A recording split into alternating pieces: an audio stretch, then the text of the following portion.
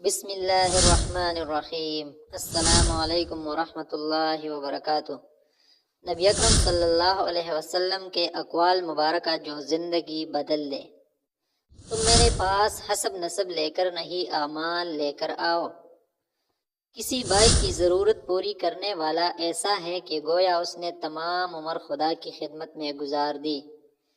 خدا تعالیٰ کے نزدیک دو قطروں سے بڑھ کر کوئی قطرہ پسند نہیں۔ اول آنسو کا قطرہ جو خوف خدا میں نکلے، دوم خون کا قطرہ جو راہ خدا میں گرے۔ جو علم کی راہ پر چلتا ہے اللہ اس کے لیے جنت کی راہ آسان کر دیتا ہے۔ جس نے علم کا راستہ اختیار کیا اس نے جنت کا راستہ اختیار کیا۔ جس نے طلب علم میں وفات پائی گویا وہ شہید ہوا۔ جہالت افلاس کی بدترین شکل ہے۔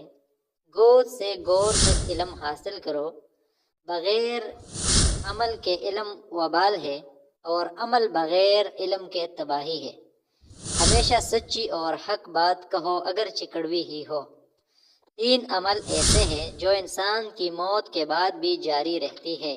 نمبر 1 صدقہ جاریہ، نمبر 2 وہ علم جس سے لوگ فائدہ اٹھائے، نمبر 3 نیک اولاد جو اس کے لیے دعا کرے۔